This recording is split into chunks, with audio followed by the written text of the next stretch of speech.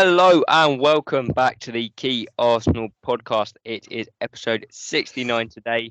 I'm your host, Matthew Key, and I am joined by two lovely co-hosts. We've got Dad and Carl. How are you both doing? All good.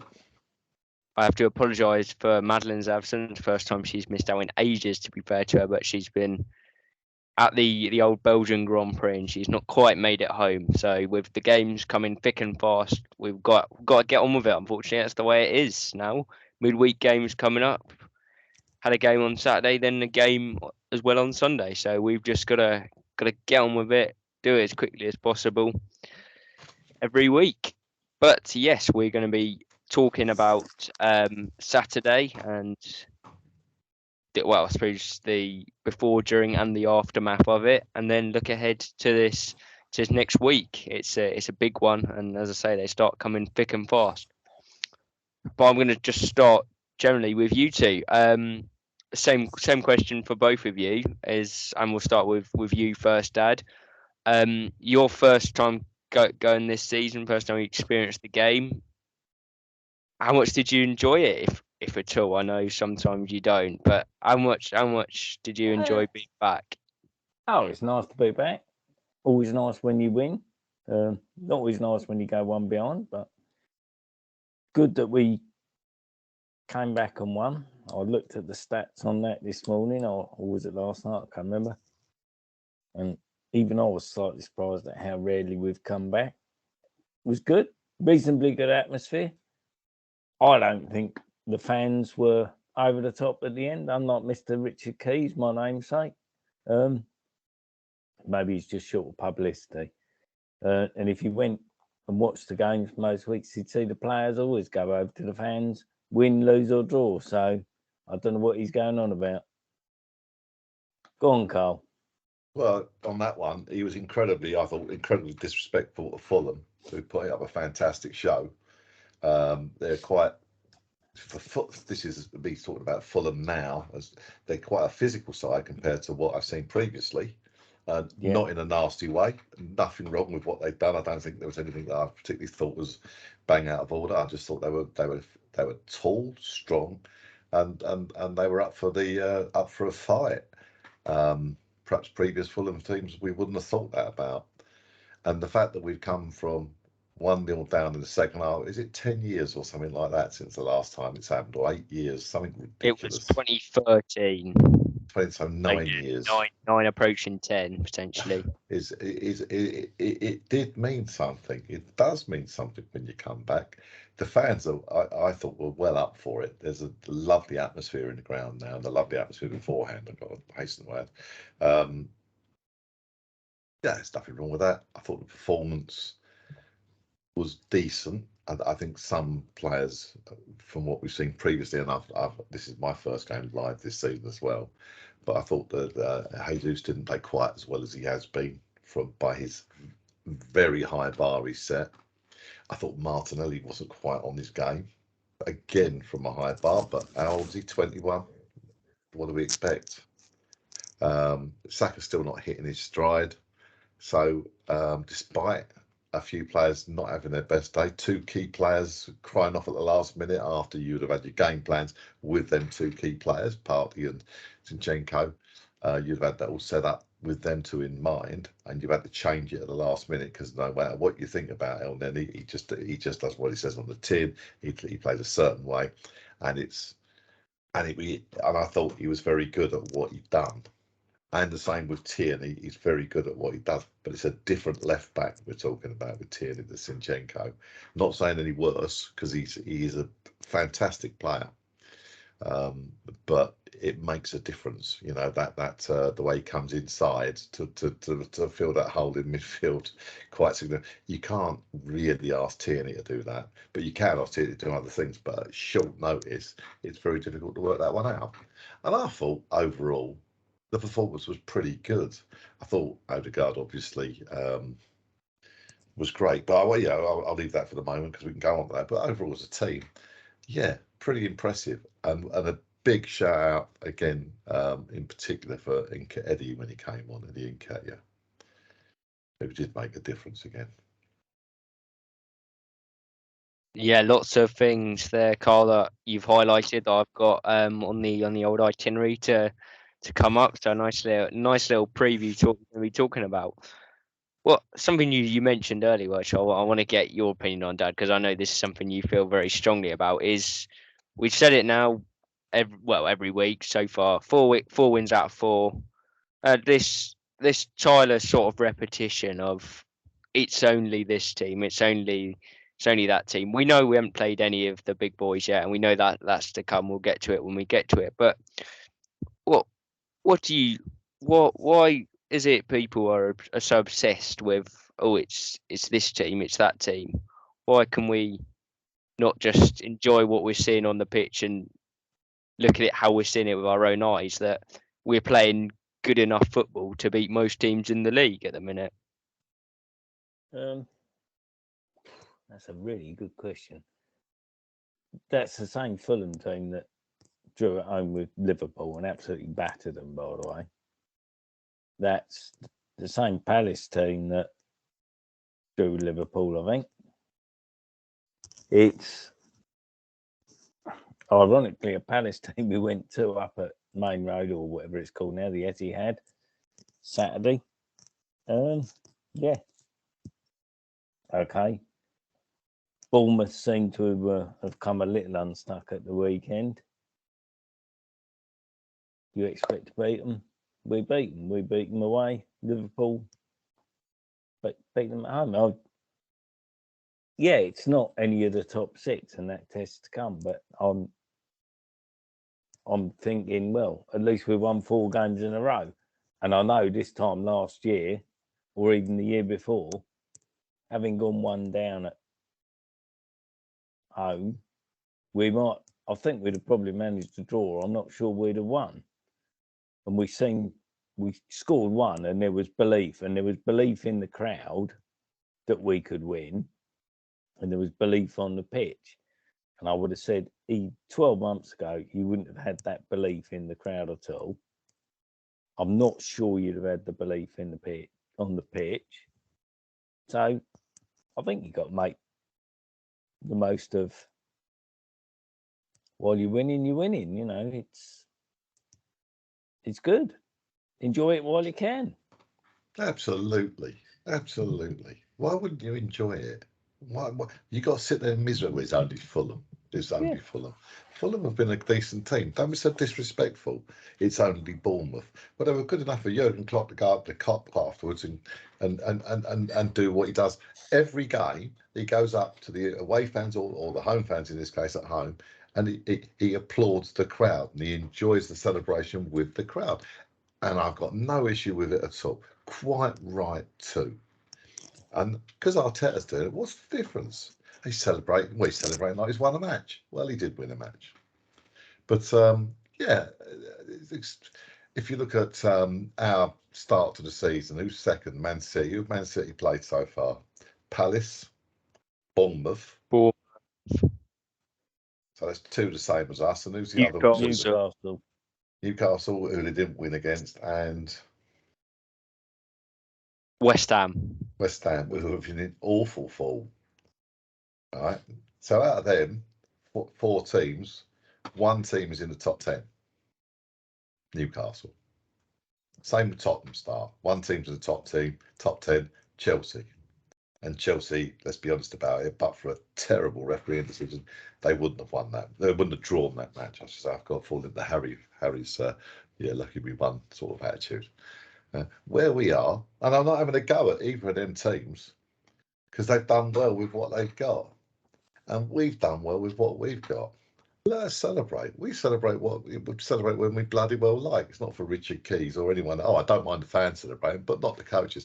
I don't mind anyone celebrating. If it was a director and he wanted to do a jig, I wouldn't care. In fact, I quite enjoy it.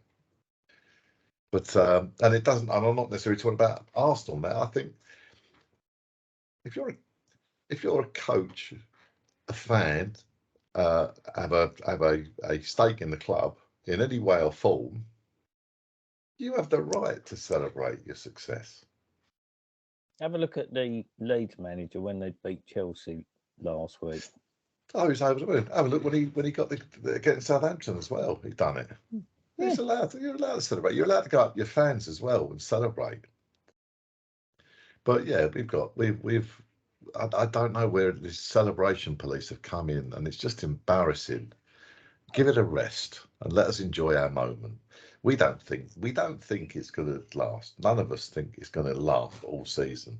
But while it does last, I'm going to enjoy it.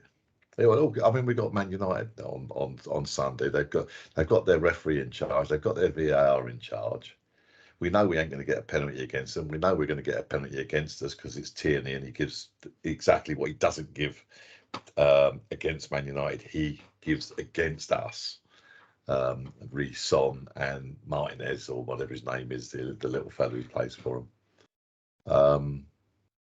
But while we're having that bit of fun, we'll have it. Yeah. And it's a great atmosphere down there.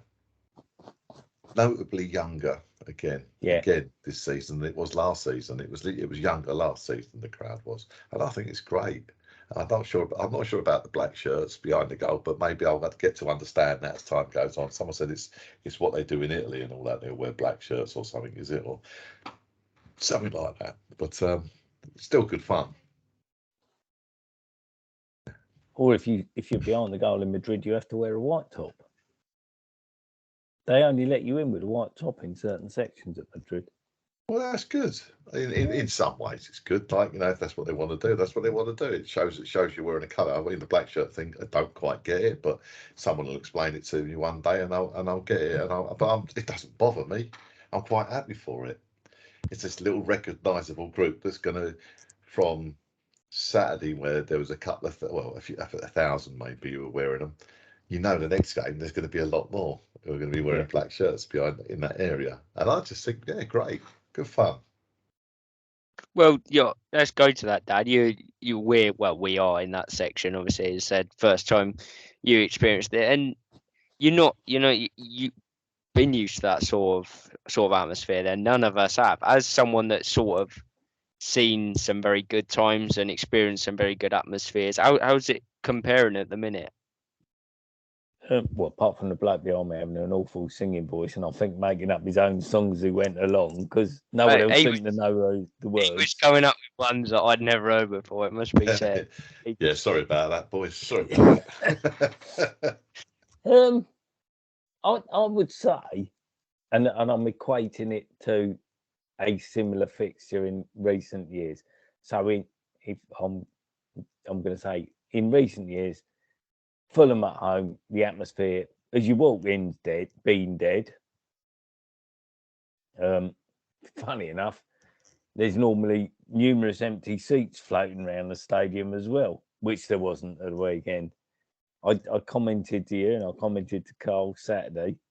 That's the first time in a long time I walked out of Finsbury Park Tube, and as you walk near the 12 pins and the Blackstock, you can hear people singing. Well, that's the first time I've heard that in a long time.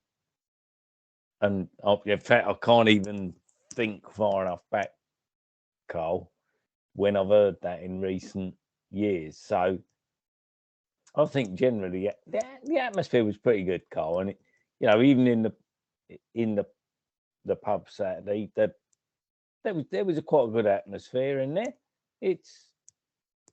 There wasn't a game on while we were in there because we had the 5:30 kickoff, so there was no game on. But yeah, it's a noticeable difference, Matthew. And even when we went in the sort of the concourse area, there was a lot of singing and noise in there.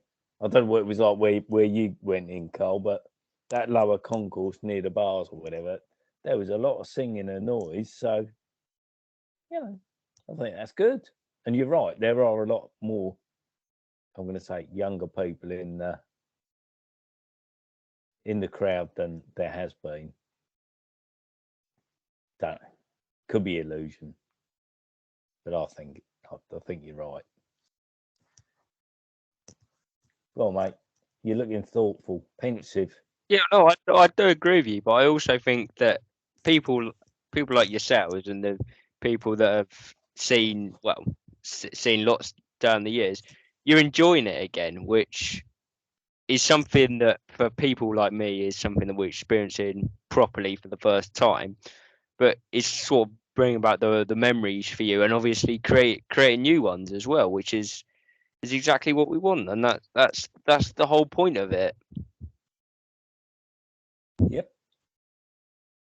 Yeah, pretty much that's it at the moment. We're creating new memories, new things to get excited about. I keep on harking back. It still reminds me more of the George Graham era than it does of the Arsene Wenger era. But there's this other little bit, that little bit of determination of that '98 team. There is a little bit in there, a little bit of determination, maybe a little bit of spite sometimes, that I quite like about it. But that again, that was a leftover from Georgie Graham's team as well. You know, the Tony Adams, Martin Guillaumes, and all that, Stevie Bowles, and the Winterburn and Dixon as well. You know, there's just that.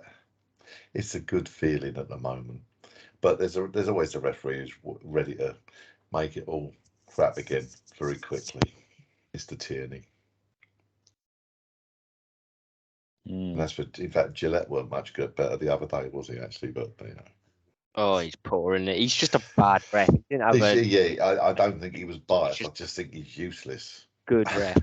The one that was good at the weekend was old Bobby Madley. I can't remember what game he did. You mean Andy? But Andy, whatever, yeah. Big Bobby's little brother. Yeah. He's good referee as well. I His can't brother. remember which game he did, but he had a good game. But yeah, the last thing I'm gonna say about it, well, the atmosphere and this whole celebration police, and that's what it's being dubbed, is that why we're celebrating so hard is it is partly because we've been Fulham, but it's, as we've said, we've come back to win, which is something we haven't been very good at and something we haven't done like that in a long time. And I'm looking on the pitch and I'm seeing more than 11 players on a pitch that I'd see that I actually like and I think care about the football club. I'm seeing people on the bench that I like and see and care about the football club, and I'm seeing other people around me that are enjoying themselves and trying to help the team as much as they can on the pitch. And you know what, this will pee Richard Keys off. When the game finished at the weekend, they went straight into the old Saliba song, which we bounced up and down and danced around to for a few minutes. It finished, and then you know what they did? They put it straight back on, and we went again. And the amount of people that were still in that stadium at the end is unbelievable. Carl, is there something you want to say about that? That was exactly what I was just about to say. What you just said, right? 10 years ago, he's the sort of knobhead who would have been moaning, oh, look, they've all left the stadium with 10 minutes to go. Like 10 minutes after the match had finished, there was still 40,000 in there singing along and everything else, if not more. It was great. And the players acknowledged that it was great, you know, by coming round and coming to see it, you know, walking around the pitch. You know, Ramsdale makes a big thing of it. It is special when you do something like that. I'm sure he probably gets that from his days at Sheffield United, like, because they're a loyal bunch and all that. And you see that, especially the younger fans, you know, your age and below, Matthew, you know, your age group and below, I should say. They're really engaged with this team. You know, it's like I can go back to the early 90s when Man United had their moment after so long being rubbish, quite frankly. You know, I don't mean, I'm not being horrible to them, but you know what I mean. They were expecting to win the league and they never won the league for 25 years. They won it with a bunch of youngsters, and their fans, totally were totally engaged with that team. It was like they were one of their own. And that's the feeling. I'm not saying we're going to win the league or anything like that. I'm not saying that. That's what we're getting at the moment. That these players, no matter where they're from, are one of our own. Yeah. And ironically, without Party in the side, God knows what the average age of that side was Saturday. Well, we had Elneny, so that sort of the balance on that one. But yeah, a Tierney and Zinchenko probably brought it down a month, maybe. I think Tierney's a little bit younger than Zinchenko, isn't he? But there probably ain't a lot in that even. But it's a young team. You've only got two players who are. You've got the two midfield players, whoever it's going to be, Xhaka and Elneny or Partey. And then it's even Zinchenko's what, he's 24, 25, I think, as well. Yeah. 25, yeah. 25. So he's a year old. I think Tierney's 24 still. I think. Yeah. Might even be wrong there, but He was great as well, by the way, Zinchenko. you saw that security guard go and grab him. He's clearly, he's a player. Injured, which is good. Well, they said he had a brace on. Did but, they? I've see that. Yeah, but we'll see. They said he might be available for Man United. In other words, he ain't playing on Wednesday. I don't want him to play on Wednesday, really. I want Tierney to play a few games. This is what we need to do. We need to bring. I mean, Elneny, if anything, he started much slower. As the game went on, he got better, I thought. Players like that. That's the mistake from last year. Well, the mistake. We had a very small squad last year. We've got a bigger squad this year. We need to start giving players minutes, whether that's Thursday or the following. Well, definitely the following Thursday. But there might be one or two who get a game. Smith Rowe might come in on Thursday, but on Wednesday possibly for Martinelli and give him a little bit of a breather for Sunday. Yeah, but we'll see.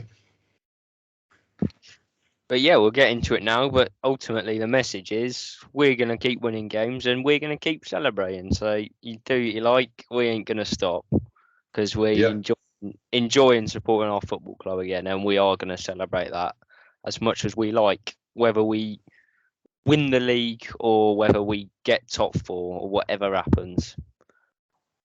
But let's properly get into it then. Dad, I'm going to take you back to around an hour into the game. We're just starting to have a good spell, getting slightly closer to that opening goal. And you've turned to me and said they'll have one shot on target and they'll score. And you have a lot of predictions, most of which, let's be fair, rubbish.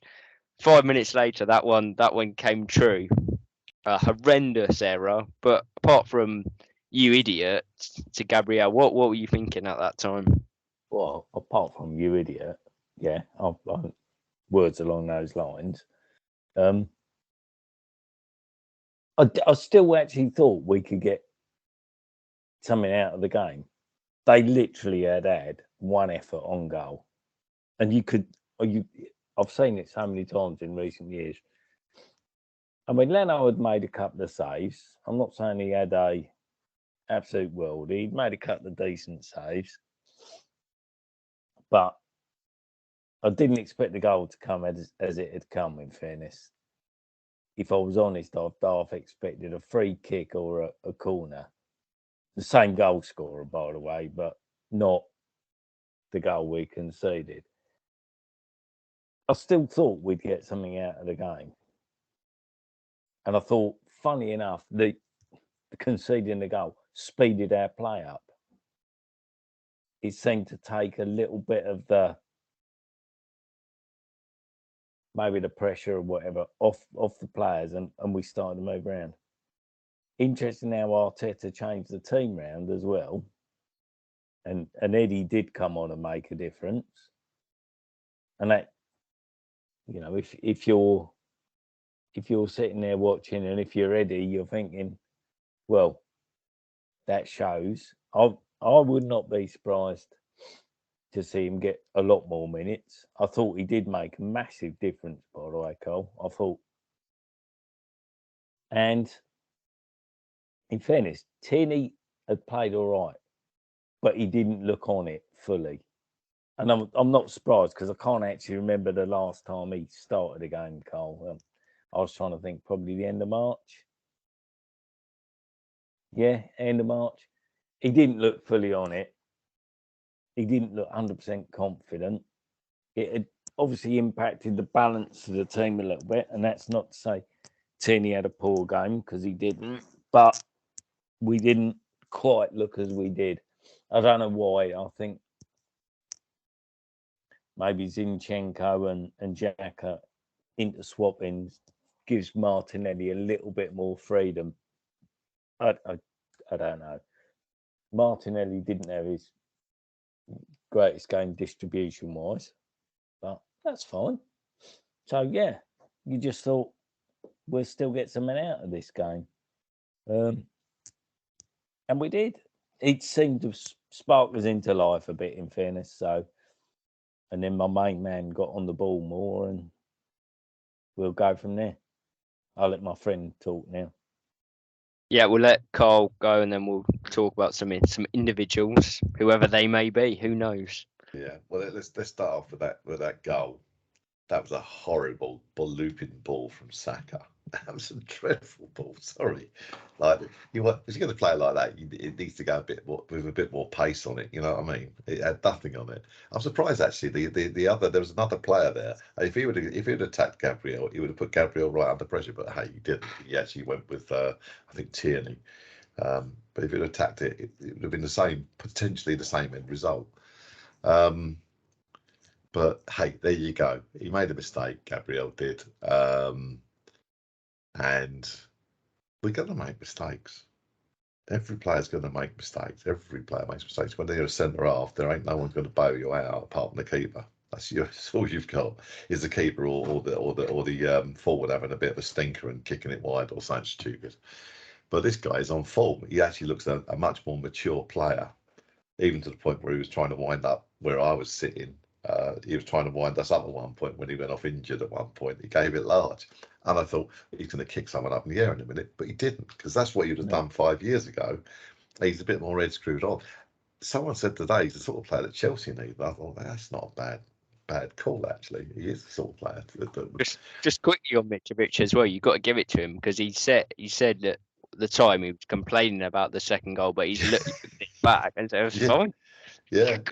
Not many people do that. You got quite funny. Yeah. But yeah, I think him and Ivan Toney are exactly what Chelsea or United would massively improve them. But you can see the problem with Man United is you wouldn't have to pay 90 million for it, so they wouldn't be interested, would they? If they can't sell shirts, what's the point? Yeah. So I thought he had a really good game for them. Led their line well. And yeah, it was a mistake, but I thought rather than we would, I thought we could still get something out of this, and we reacted very well. What I was saying about El Neni, where he grew into the game, that was in particular a point where the ball hit him straight off pass all the time. So it's going left to right. Doesn't very rarely goes forward to him, to be fair, but he was doing the right things to the right people as well, the people who would make a difference, a Xhaka or an Odegaard. He was looking for them for his short 10-yard ball, which he should be looking for, but he was doing it quicker. They dropped off a little bit, that's that, and you can't blame them for that. But you can't really drop off against us, can you? I mean, they'd already were playing with a lot of men behind the ball. Yeah, they didn't really. I don't think they needed to do that, because I think they might have at that point been able to catch us on the break. In fact, I suppose they did a couple of times, but one of them was after we'd scored our second.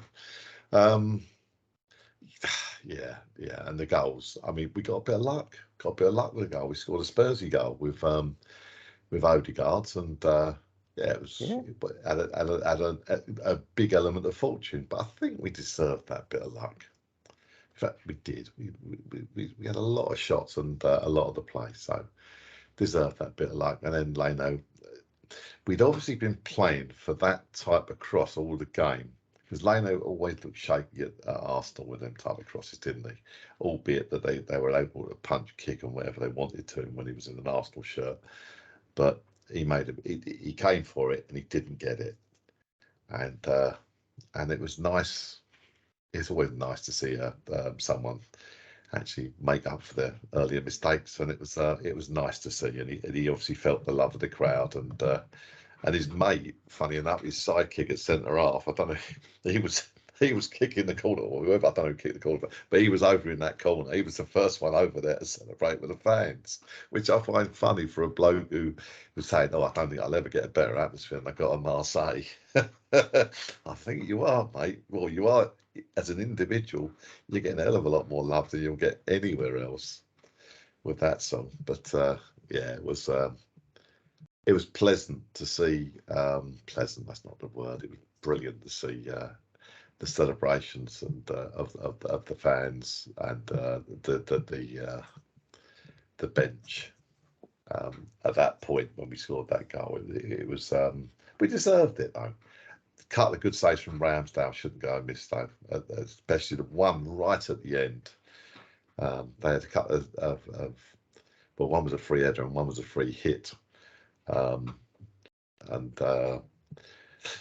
something we might want to look at. As I say, they were a big team, so they were tough to mark against in them sort of situations. But something we need to look at, because we had at one point we had Tomiyasu, White, Gabriel, and Saliba on there, and we should be coping with that sort of pressure.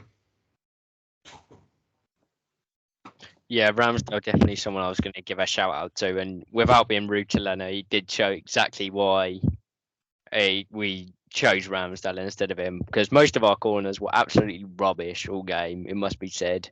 From Martinelli was so bad he almost scored from one, but yeah, in the end, decent one came in, lots of people around, and Leno did what we know he's capable of doing. But to be fair to him, most of the time he had a good game, and as we've said, we wish him all the best. But then two massive saves from Ramsdale, one 1-1 from that was a Mitrovic header, and then Ben White absolutely threw himself in front of a body to block a shot. I can't remember who it was from. And then at 2-1 as well. I don't know how that bloke managed to get round the back. It shouldn't have happened, that's for sure. But Ramsdale came in big for us. That was good to see, because he's got some weird criticism recently, but it shows just how important he still is to us. I want to come to you on someone that you mentioned earlier, and that's Mr. Nketiah off the bench. Obviously, we've already mentioned people like El Nene and Tierney having to step up, but you've got to say for Eddie, he was one of the main game changers in that performance. And I thought a couple of times his decision making wasn't quite right, but so dangerous anytime he got on the ball, and look quicker, stronger, everything that you'd want to see, really. Absolutely. Thought he was really good when he came on. Perhaps could have had a goal with a looping one over. Ian Wright said he should have just hit it first time, and I ain't going to disagree with Ian Wright. You know, if anyone's a similar player to Ian Wright in our setup, it's Eddie Nketiah. So, and they seem to have a close relationship. I'm sure he's right. But outside of that, you couldn't fault him for anything he'd done. He was coming short to pick up the ball in a positive way, not just to knock it back, but to actually, he was pulling players out of position. He was taking on players wide. Just generally, he didn't look out of place in the team, and he didn't look out of place alongside Gabriel Jesus. That is. Sorry, I should make that clear. There's so many Gabriels we've got these days. Alongside Jesus, it looked like. It actually looks like you could play two up front. I mean, whether Arteta ever will, I don't know. Only when we're losing them, I would imagine. But they don't look out of place alongside one another, and they didn't on Saturday. And his performance was top notch. Bit of attitude again. He could go, I'm going to sit on the bench all season again. Well, he ain't sitting on the bench all season again. He's going to get a significant amount of games. At the moment, he's been quite tolerant of everything that's going on. There's a lot going on. He's got a bloke alongside him who's been scoring goals for fun. He's just waiting his turn, and he will get the minutes. I'm sure he's going to get the minutes, and I'm sure he'll be up for it. Hopefully, it will mean he does even better than that and gets a few goals as well. We live in hope. Well, it's as we keep saying, is that the competitiveness for a squad is there. It's not like last year when we had Lacazette not scoring, and Eddie would have been quite rightly annoyed with that. We've got Jesus, who's been absolutely fantastic so far. Makes it very difficult for him to get in the team, but playing like that is only going to be good for him and give him the chances that he wants. Dad, a quote I like a couple of quotes from Arteta Saturday, but particularly the one where he says, I looked at him and he had that anger in his eyes. You could see he was ready for the fight. Yeah, I'm with Carl. Eddie could sit and sulk a bit because he did well at the end of last season. He hasn't. He's got on with it. He's seen Jesus come in, and he's not a silly person. He must have known we're not just going to have one forward all season, and it's Eddie. He obviously knew that we're going to buy another forward, and I don't know what the club said to him, but he has got on with it. He's probably accepted, as you quite rightly said, that Jesus is playing well, so he's got to do well when he comes on, and he did. Whereas last year, you're right, certainly at one point, and I'm a big Lacazette fan, that Lacazette could have been still out there from last season. I don't think he'd have scored. I'm not, ironically, he has scored for Lyon, but that probably tells you more about the French league than anything else. So, yeah, I thought Eddie did well when he came on. It was good to see Tommy come on and get a few more minutes because we will need him. I'm going to say Ben White, I thought had a really good game. I've watched Fulham a couple of times, and I can't remember if I'd said to you when I said to you, Matthew, but he had this. I've watched him a couple of times, and he's pulled onto the far post against the fullback in the air, as against the centre halves. Well, I don't think Ben really gave him many opportunities. He had that one header, which was poor defending, but generally, he didn't have much. And he has been playing well, and he is a good player. He's playing well at the moment, Mitrovic. So, you can take lots of positives. You've got a few more minutes for Tommy, which he needs. You've got Ben White playing pretty well, and he's playing pretty well, and he's out of position. Ironically, by playing out of position, he's probably enhanced his chances of going to the World Cup an awful lot more. Because if you're Gareth Southgate, you're looking at him going, well, if I had to stick him in at right back, not that we're short of right backs, I could, but he can play centre half and he can play right back. So you've got Gabriel picked himself up, having made a mistake, and I don't entirely blame him because it was a shocking ball from Saka, which, as Cole says, is a bit loopy. So if you're the attacker, you're watching that, you're thinking, if I run now, I'm going to close him down because he's got to bring that down and then try and move it on. Now, okay, what happened? Tierney's played some minutes again. What did he get? About 65 at the weekend. And I think he needed them. I think he will probably play against Villa tomorrow. Wednesday. And they'll probably say Zinchenko for Man United. So generally, quite positive. The only one I really worry about is Smith Rowe, who's not getting minutes at all. Go on, Carl. I think that might happen on Wednesday. I think they might give Martinelli a breather and play him. But I mean, we've all second guessed Arteta many times in the past. He doesn't. Sometimes he plays the same 11 when you don't expect it, and sometimes he does the opposite when you do expect it. So who knows? Just don't know. What I was going to say, I was going to talk about that later, but I think that Tierney is a lot more effective with Smith Rowe playing because Smith Rowe is more likely to come inside, whereas Martinelli likes to stay on the outside, which obviously sort of then restricts where Tierney can go in an attacking sense. So I think that could well be what happens, and as say Smith Rowe gets some minutes, which will be good. Yeah, quite possibly. And the first time I've seen Saliba live, Carl, and he's a unit, 21. He's quite a big, strong lad, but he always looks in control, doesn't he? He looks such a good player. Yeah. Again, you're going to get mistakes. We got, you get mistakes out of 30-year-old players. Yeah. He's 21. He's learned the game. He'll take wrong options sometimes. It's the way it is. But I'm with you as well. Ramsdale, couple of important saves. So fair play to the lad. Yeah, because he's had a few critics recently. Yeah. Well, they're all on the Henderson bandwagon now for England. We saved a penalty, didn't he? So they must be the best goalkeeper in the world.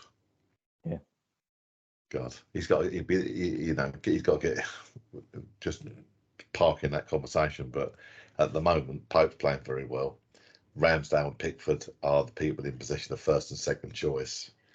So at the moment, Henderson's not in the first three choices. So the break into that, he'll be doing well before the World Cup. Yeah. And the only On the one bright who's side, likely to it get his would- third choice. On the bright side, it would wind up the Man United fans. So I could approve it. But we're gonna come on to another player now, and I'm just gonna leave Dad to it. We'll go on mute for a few minutes Oh God! because someone did take that that game, got to say, by the scruff of the neck on Saturday, and we're talking about the mentality and the attitude and the atmosphere and stuff like that.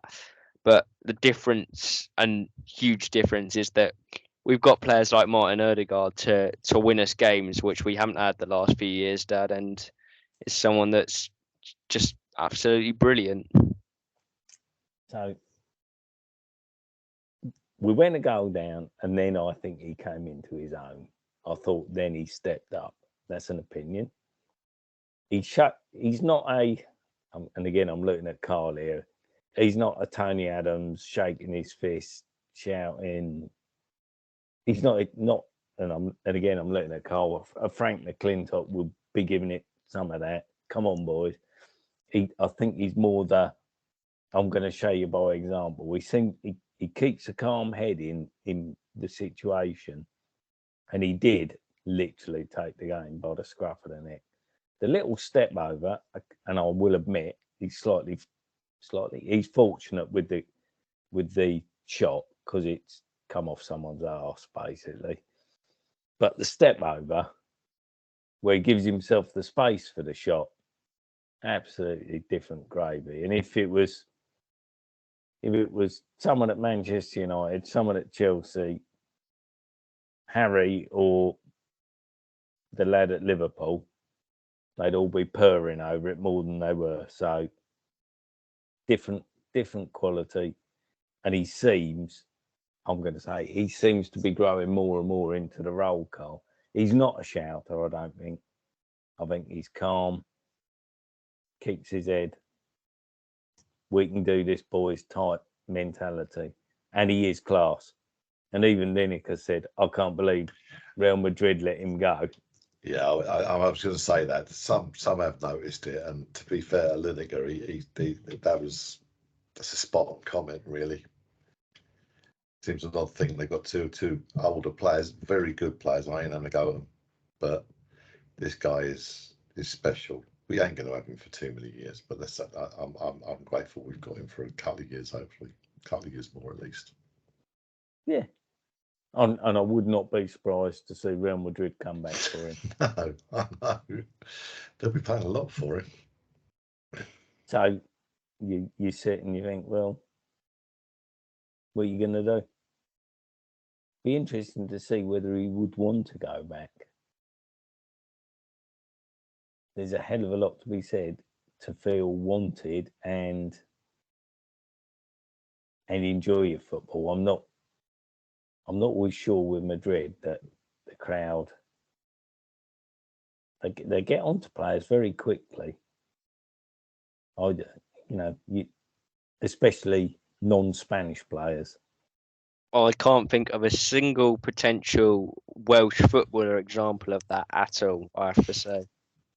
I think that's an outrageous comment. They're getting on to the young French kid now as well.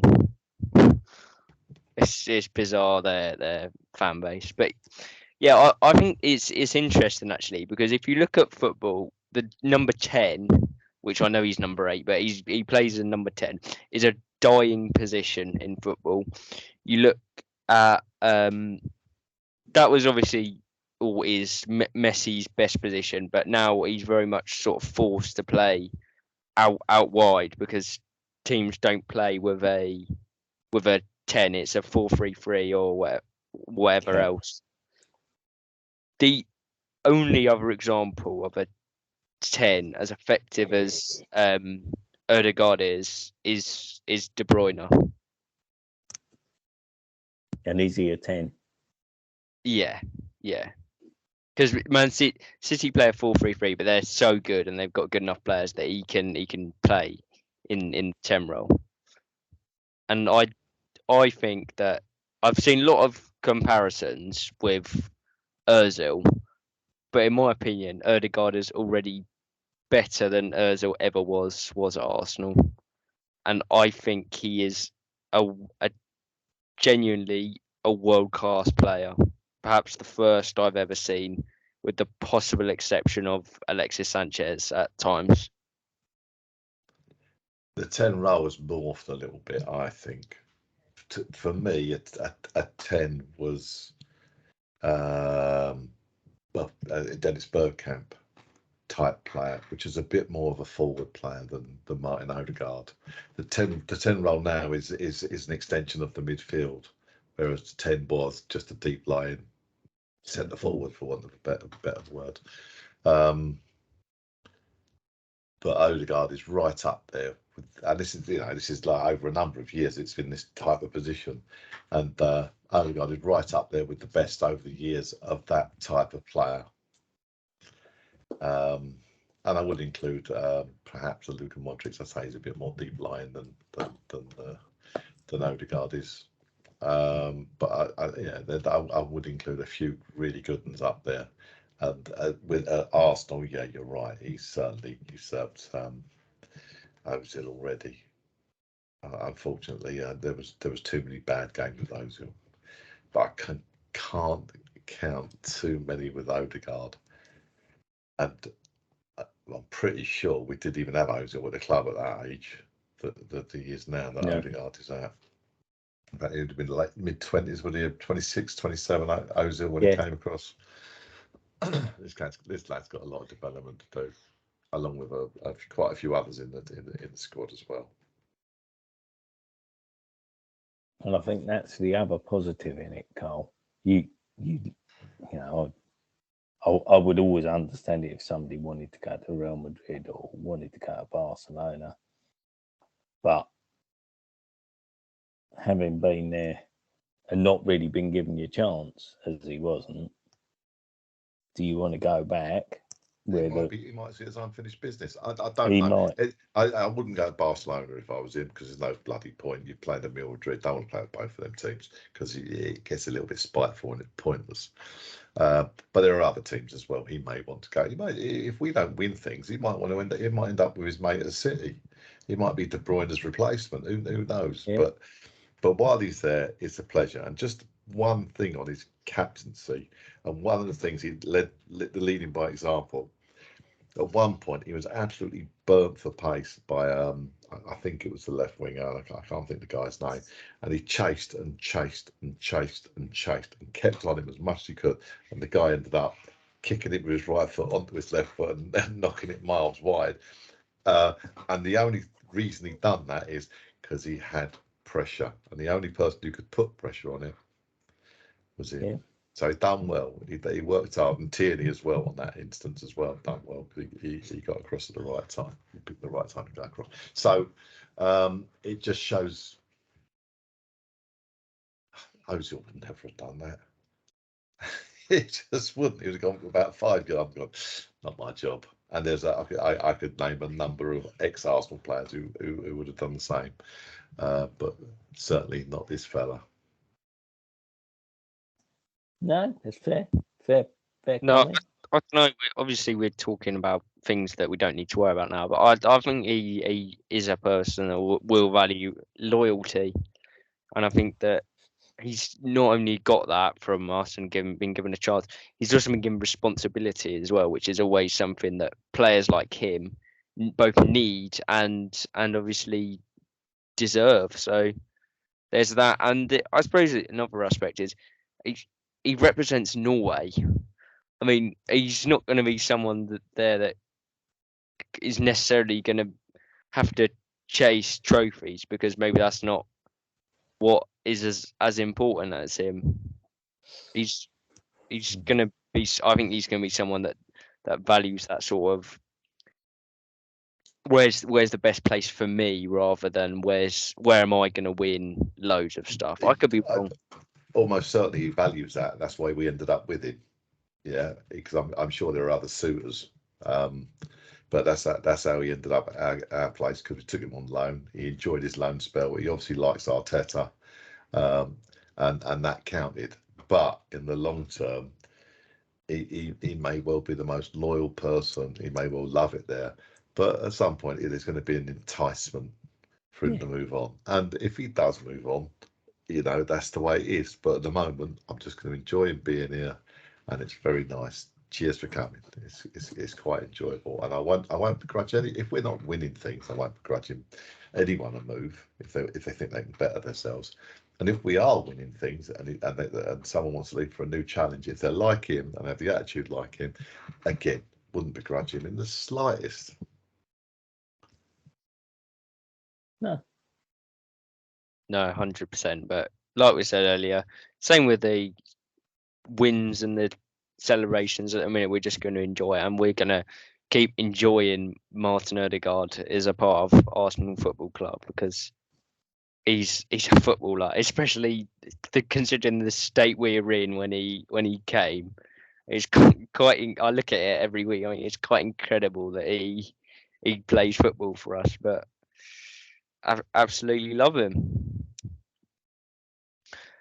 But let's move on, and let's move on very quickly to midweek action. This is obviously something that we're going to have to get used to. Obviously, we had the excitement of the Europa League draw on Friday, where we'll be facing Bodo Glimt from Odegaard's Norway, FC Zurich from Switzerland, who I believe have Xhaka's brother playing for them, and of course PSV, who are obviously a team we've come up against a few times before. So be plenty of midweek football, especially with the superb and fantastic Winter World Cup that we're all very excited about and think is totally the right thing for football. But yeah, midweek fixtures are going to be sort of token as we keep going now, and we are going to need to use all the squad. And we start with a trip, a home game again against Aston Villa, a team that are struggling, and a team that we're going to look to beat. And of course, if we do, be told that it's only Villa, they're bottom of the table, and it doesn't count. You mean Steven Gerrard's Aston Villa when they win? But we're looking forward to it again, presumably. Yeah, funny enough, I look at the players Villa have got, and I don't watch them a lot. They've got a lot of good players. They've got Danny Ings, who always has a good game against us. Watkins. They've got the very annoying Philip Coutinho. And they've got who's the really fast lad they got from, was it Shakhtar? How's that wide? No, Leverkusen, but Leon Bailey. I particularly have a dislike him for him because I've put him in my fantasy team to start thinking that was a genius move, and he's been rubbish. Oh, why did you say that? Don't worry, Carl, he's still in my team, so I wouldn't worry about it. And of course, they've got a very good goalkeeper, who I don't have a problem with at all. So yeah, I think they're a decent side. Matty Cash is quite annoying. commits a lot of fouls, rarely gets booked. Yeah, you're waiting for him to get sent off every week, and he never seems to get sent off, does he? No. Don't know what else goes on there. There's some problems there, isn't there? I mean, Ming's got stripped to the council and then dropped, which I thought was odd in both on both counts. Certainly the second count, because I'm not sure they got anything better. John McGinn's a good player. Yeah, that's what I meant. I didn't mean, didn't I? I meant to McGinn. Yeah, and Jacob Ramsey, another good player. They've got some excellent players. They shouldn't be where they are for whatever reason. Obviously, they've got the what was being he was being portrayed as the future England manager, a future Liverpool manager. It turned out they meant pundit, not manager, because he just looks like a bloke who wants the sack at the moment, which is a bit odd. I thought it'd be Lampard who went first. But yeah, just got to work hard like we did against Fulham. You know, it's going to be a tough game. They are going to. They're not going to come out and attack us. They're going to try and play on the break, I would have thought. And we've got to find a way to break them down. We've got to play more like attacking wise we did in that last 30 minutes than we did in the first 45. Yeah. Actually, to be fair, in the first 10 minutes of the second half before the goal, we was very good actually against Fulham. Gets forgotten about. But yeah, I'd like to think that we can continue playing as well as we have done for the majority of the 450 minutes we've played so far. 450, 360 minutes we've played so far. Yeah. Yeah. Hopefully we can carry on winning. Yeah, and as you say, they're not sitting in a place they should be sitting in at this point of the season. But it's a game that we go into favourites, and a game that we'd all expect to win, I assume. I mean, I'm certainly expecting us to get the win there. I never expect to win. I just expect us to compete, play hard, and if we play hard, then 9 times out of 10 we'll get our rewards. Sometimes whatever happens, you're going to get something go wrong. You know, but yeah, that's what I want. Seen too many times where we've played more and lost 1-0 to know that's going to be around the corner at some point. I don't want to go one down again. I have to say, I only do that a few times this season. I think I've used one of them. A nice few early goals would be much. That's what we want every game, mate. But it rarely happens. It would be nice though to actually after 20 minutes to sort of put your feet up, get yourself a can of lager and a Gitan and chill out a little bit. Even won't be if you are at the match. Kicks off at 7:30. 7:30 kickoff, yeah, I know. That's taken me back a bit. That was the kickoff back in the day. It's so normal. It's weird, is what it is. I've started getting used to 8:15 kickoffs for God knows what reason. But yeah, back in the day, all games in the midweek were 7:30 kickoffs.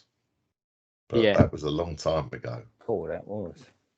But yeah, no, it'll be good again. I really have to say I forgot how good 5:30 kickoffs are, but they are quality. And the 7:30, you sort of second half, the sun will go in. It'll be floodlights will be on. It'll be a quality atmosphere once again, I imagine. Yeah, I like evening kickoffs. I prefer the 5:30s if I'm being honest. Yeah, they're both good, but yeah, I don't think the midweek kickoff is gonna affect the attendance tomorrow. I have to say, I think it's Wednesday. Sorry, it's still gonna be just as full. So again, good to see. So we play Villa on the Wednesday, hoping to make it 5 out of 5, which is almost be unbelievable because obviously a lot's been made of the start of the season. But when we last won 5 games in a row anywhere in any competition, I'm not quite sure. seems like years ago. I genuinely can't think. But then we do face one of the so-called bigger boys and a team that if we get a result against, we might, unbelievably, we might actually get some credit for it. But it is going to be a tough one away at Old Trafford, again which is at a place which we have a notoriously bad record. Yeah. It's last season we should have won. We didn't. Ironically, Odegaard giving a penalty away. Did we win the season before when Aubameyang was flagged offside? But yeah, we did. No. So no, the year before was COVID. Aubameyang scored a penalty, which ironically Hector Bellerin won. We won 1-0, but that was behind closed doors, so I don't count that really. Well, it doesn't count. And the year before that was the one where Aubameyang got played in by Saka, and 10 he was yards onside. So far onside, it was unbelievable. And luckily, he managed to finish it off. And then they spent ages debating whether it should count because the flag was absolute joke of a decision, and it was right in front of the linesman as well. Yeah, it was. It absolute shocker. You just wonder how on earth you can give such a bad decision. It was an absolute howler. I'll give you a clue, mate. We were playing at Old Trafford. That's how you can give such a bad. I watched earlier a clip of Darren Fletcher 2-footing Arshavin in the box and us not getting a penalty for it. And Arshavin banged one in from 25 yards about 30 seconds later. But that was.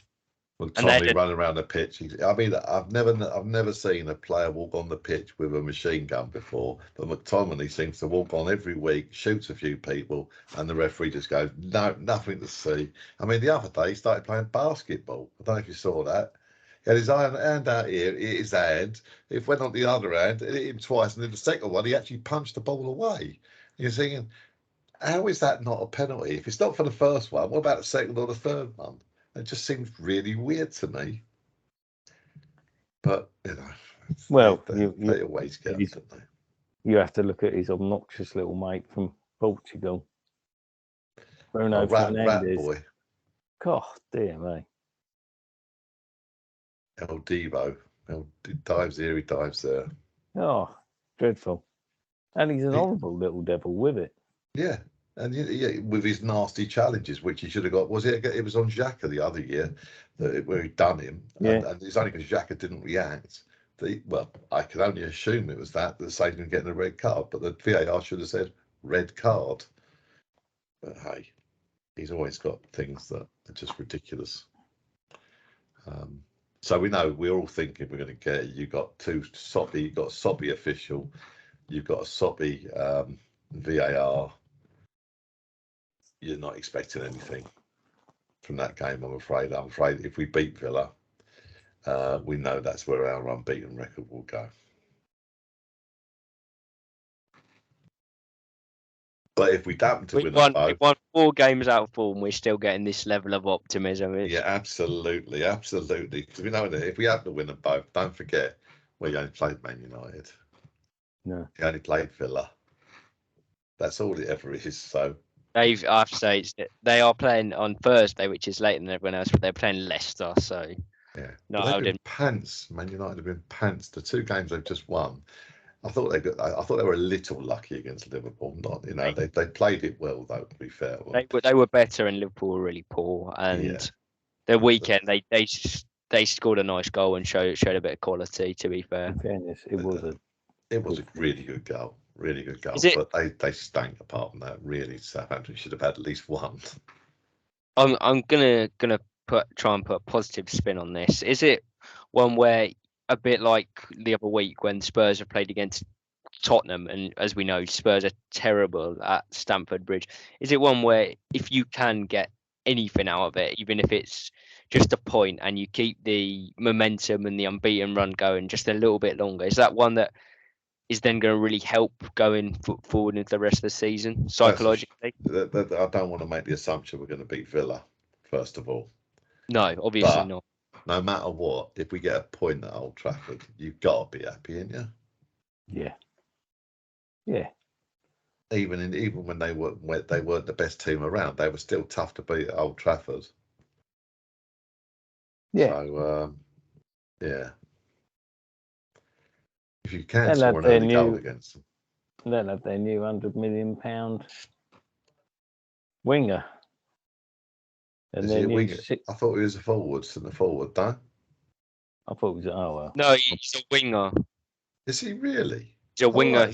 Right, I've never seen him play. He scored 8 goals in the Eredivisie last year, and they've spent €100 million on him. Bloody hell! I didn't realise he was a. I just thought he was a centre forward who'd shed loads of goals last year. I just assumed that.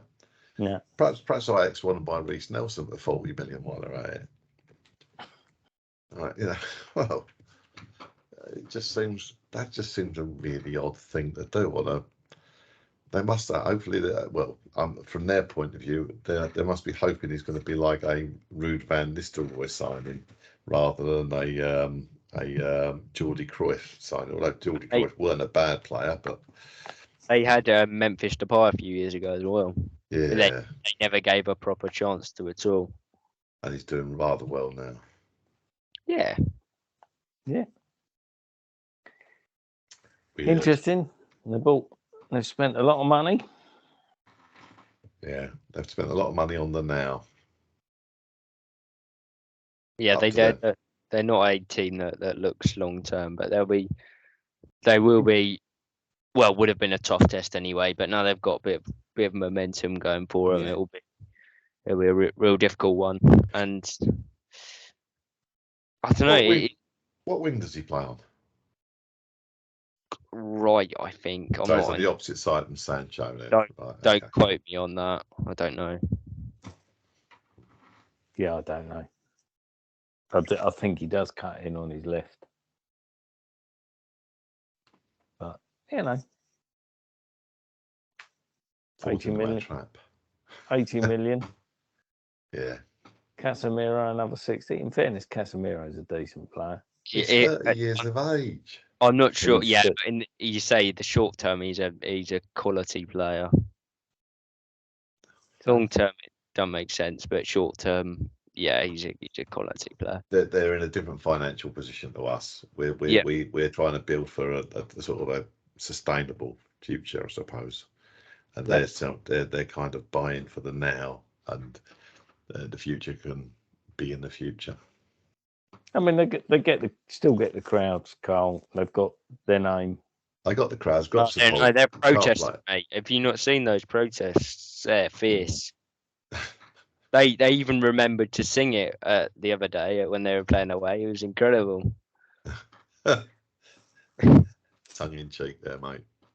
Oh, no, I can't stand them. I honestly can't stand them. At least it's a short away trip than they're used to for home games for most of them, though. So yeah, it's all about rebuilding their ground. Apparently, it's got that in such a bad state now that it needs a total rebuild. I know it was one stand needed a rebuild, but it's all about the whole stadium needs a total rebuild. And they're saying maybe they should play them at Wembley while they're a bit rebuilt now. And I just thought, well, they'd still fill it because a lot of them come up, from down there. So don't think it'll make too much of a difference. Where else would they play it? They had to rebuild the stadium. If they were going to do it properly, then you may as well. Be interested to see what would happen. They've got to find the money as well, though, Carl. Well, they'll put it on the club, won't they? Which is what the Glazers keep on doing, putting more debt on the club. But Tampa Bay got a nice stadium. they've got that cool pirate ship, haven't they? It's at the back. It's pretty cool. Yeah, our owners have got the best stadium in the world, but it's rather frustrating. It's not ours. It's the LA Rams. No, they still haven't done. I mean, I don't see this work that's going on in the stadium at all. They said they refurbished the badges outside. They refurbished one, and it was the one me and Dad don't walk past. So absolute nightmare. It looks the same. Yeah, I must admit I didn't notice a single It is difference. slow but- progress at best, I have to say. At least Couple they're of the new speakers. screens, Matthew.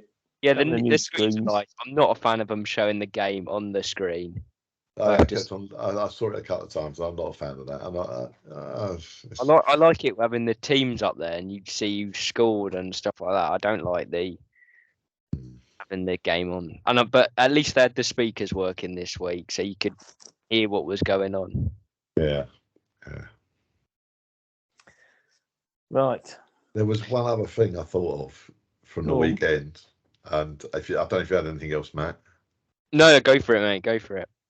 The youth team, the under-18s, Yes. they beat Spurs 4-1, which is a good result. But Geezer scores a hat-trick. Benjamin, I think it was. And Geezer who sets up a couple of them and scores himself as well. I've forgotten his name now. Wanu or something like that. Yeah. I'm going to get that name totally wrong. Benjamin's 16. The other fella's 15. Yep. I think, good grief. So have we sort of I mean, Edwards is now playing for the reserves. I think there's a guy, Dewberry as well. and there's another guy, Viger, I think. He's 17 in the Cozy Dewberry, I think. Yeah, it's just it now. We've gone back. This is where we was a few years ago, actually, quite a few years ago. It was our under 18s was always our under 16s, and our under 21s was our under 18s, and we seem to be going back to that, with a few exceptions who may well go out on loan over the next couple of days. You never know, with Matt Smith, Ollie Inga, and who was the other one I was thinking of who needs to go out on loan? Another. I can't think of him at the moment. But yeah, it's quite interesting to see what's going on there. And that was very interesting, seeing a 16 and a 15-year-old leading the scoring. So, and a big shout out, obviously. That was Wiltshire's first win as well. Yeah. So, nice for him. Yeah, I'm sure he particularly enjoyed that. Shout out as well to the girls. It was great to see them going around the pitch. Madeline would have obviously been gutted; she'd have missed that bit. They didn't quite get round to me and Dad. Ironically, they walked all the way round and missed out the clock end, which wasn't ideal. But yeah, the players came out at that point. Did they go down the tunnel or the away support? Yeah, they were. Yeah. I wondered where they were. I assumed they'd done that. They went past us. I did like watching Match of the Day and seeing Leah Williamson. Yeah. I thought that was brilliant. I think they need a Leah cam every week. Yeah, it was that. She's still she might be an Arsenal player, but she's still an Arsenal supporter. That just showed, didn't it? Yeah. And they got two. They got two now, Matthew. The Emirates. Yes, they're doing Man United as well down there. So Man United Spurs, is it? yes, Yeah. Spurs they've now completely sold out the lower tier, which is fantastic. And yeah, the United game I imagine will attract similar interest. So yeah, really really great to see. The whole club looks in such a good place at the minute. And as we said, we're expecting it to get harder. We know it's going to get harder, but we're just going to keep riding the wave for as long as we can. And if we can stretch it out another week, that would be fantastic. Indeed. 16 points is the aim. Well, we'd love 18, but we came in next week with 16 points, we'd be more than happy. If we got less than 15, we'll be miserable. Yes. Well, me and your dad will be anyway. Yeah. It just changes so quickly, but that's why we got to enjoy it while it lasts. While it lasts, yeah, absolutely. But that is going to be it for us on that note. Thank you both very much for joining me, and Welcome. I'll see you next week, and we'll be back next week with another episode. But until then, it is goodbye.